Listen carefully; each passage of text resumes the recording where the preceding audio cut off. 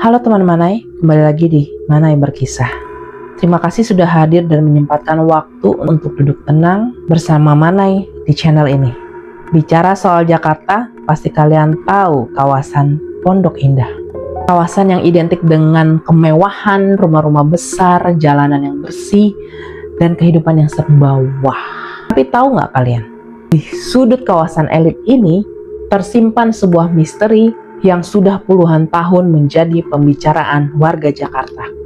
Ada sebuah rumah, sebuah bangunan megah yang seharusnya bernilai miliaran bahkan triliunan rupiah, namun rumah itu justru dibiarkan kosong. Tumbuhan liar memagari halamannya, cat tembok mengelupas dan menghitam, dan suasananya sungguh mencekam. Mereka menyebutnya rumah angker Pondok Indah. Malam ini kita nggak hanya membahas sekilas, kita akan mengupas tuntas sejarahnya, kisah tragis di baliknya hingga berbagai pengalaman mistis yang pernah terjadi di sana. Siapkan diri kamu, pastikan kamu dalam keadaan nyaman, dan mari kita mulai perjalanan kisah malam ini. Kisah ini bermula pada tahun 1980-an. Saat itu kawasan Pondok Indah mulai dikembangkan menjadi perumahan modern. Di salah satu jalan yang cukup strategis namun sepi, berdiri sebuah rumah mewah bergaya klasik Eropa. Pemilik rumah ini dikabarkan adalah seorang pengusaha yang sangat sukses. Ia tinggal bersama istri dan dua orang anak mereka. Awalnya kehidupan mereka terlihat sangat sempurna. Mobil mewah selalu terparkir di garasi dan sering ada acara-acara yang diadakan di rumah itu.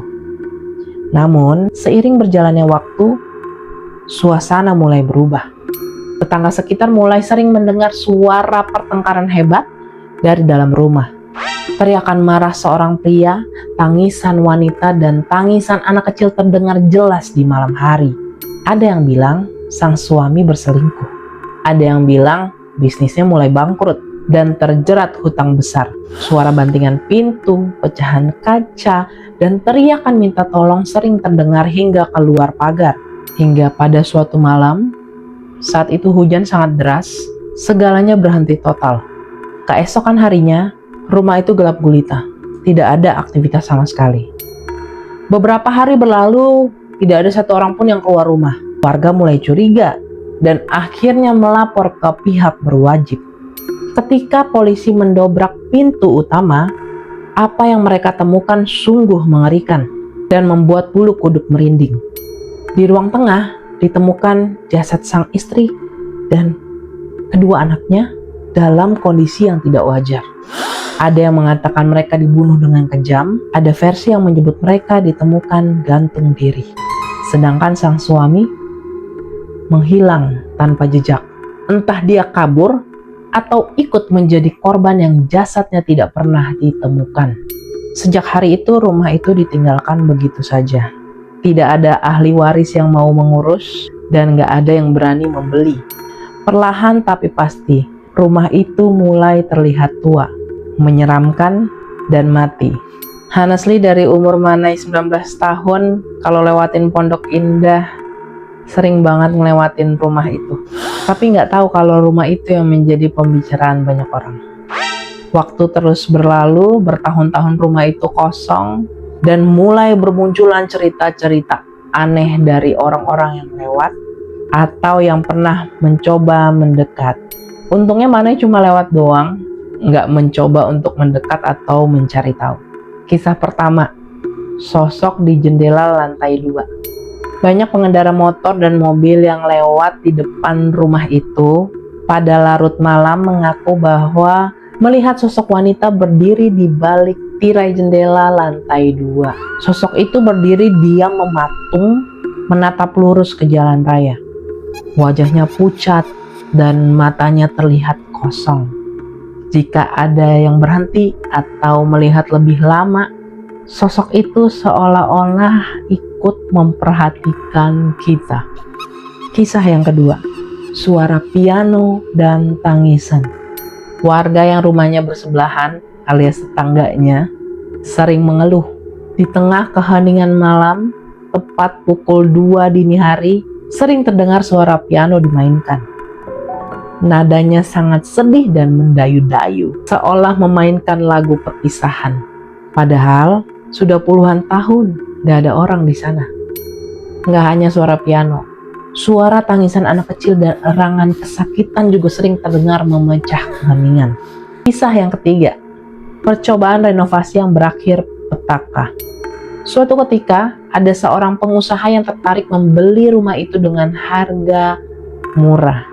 Ia berniat merenovasi dan menjualnya kembali. Namun, apa yang terjadi sungguh di luar dugaan. Begitu para pekerja mulai memalu paku atau merobohkan tembok, salah satu pekerja tiba-tiba pingsan. Saat sadar, ia berteriak histeris mengatakan melihat sosok tinggi besar dengan mata merah berdiri di sudut ruangan.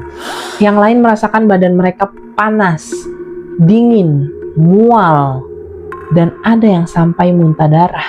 Para pekerja menolak melanjutkan tugas. Mereka bilang, rumah ini sudah punya penghuni, Pak. Penghuninya nggak mau kita sentuh rumah ini. Akhirnya proyek itu dihentikan dan rumah itu kembali dibiarkan terbengkalai. Kisah keempat, aroma wangi dan bau busuk. Orang-orang yang pernah nekat masuk atau berdiri terlalu lama di depan pagar sering merasakan hal aneh. Tiba-tiba udara terasa sangat dingin, meski cuaca sedang panas. Lalu muncul wangi aroma bunga melati atau parfum jadul yang sangat menyengat, yang tiba-tiba berubah menjadi bau busuk seperti bangkai. Aduh, mana yang merinding? Karena pernah ngalamin juga hal-hal kayak gitu. Konon itu adalah tanda bahwa mereka sedang ada di dekat kita. Banyak yang bertanya-tanya, kenapa rumah semahal ini dibiarkan begitu saja? Apakah benar tidak ada yang mau membeli? Ada teori yang mengatakan bahwa keluarga pemilik asli sebenarnya masih ada. Namun mereka trauma dan tidak sanggup melihat rumah itu lagi. Ada juga yang bilang bahwa tanah dan bangunan ini sedang dalam sengketa waris yang tidak berkesudahan. Namun versi paling kuat yang beredar di kalangan masyarakat adalah rumah ini memiliki energi negatif yang terlalu kuat. Konon, arwah penghuni lama masih terikat di situ karena rasa sakit hati, dendam, dan kematian yang tidak wajar. Mereka belum bisa pergi ke tempat yang lebih baik. Beberapa paranormal yang pernah datang mengaku melihat banyak sosok yang tidak kasat mata yang berkeliling di dalam rumah itu, seolah-olah mereka masih menjalani kehidupan seperti dulu, tapi dalam bentuk bayangan. Kalau Manai bilang sih itu adalah residual ya. Kalau itu menurut paham Manai. Hingga saat ini, rumah angker Pondok Indah ini masih berdiri kokoh di tengah hiruk-pikuk Jakarta Selatan. Ia menjadi saksi bisu sebuah tragedi yang mungkin tidak akan pernah terungkap sepenuhnya. Melihat betapa seramnya kisah ini, kita bisa belajar bahwa kemewahan materi tidak menjamin kebahagiaan. Dan sebuah rumah yang seharusnya menjadi tempat berlindung bisa berubah menjadi tempat yang paling menakutkan jika di dalamnya tersimpan luka yang mendalam. Mungkin sebagian dari kalian menganggap ini hanya mitos atau legenda urban belaka. Tapi bagi mereka yang pernah merasakan atau melihat langsung, mereka tahu bahwa ada hal-hal di dunia ini yang tidak bisa dijelaskan oleh logika. Bagaimana dengan teman Manai? Apakah ada yang pernah berani lewat depan rumah itu? Atau mungkin punya pengalaman seru lainnya? Silahkan kirim ceritamu ke email Manai. Tapi ingat ya, jangan memancing jika tidak siap dipanggil. Terima kasih sudah mendengarkan kisah malam ini sampai selesai. Jangan lupa like, comment, share, dan subscribe agar channel Manai Berkisah terus berkembang dan bisa menghadirkan cerita-cerita menarik lainnya. Manai pamit undur diri, selamat tidur, dan semoga mimpi indah. Bye-bye.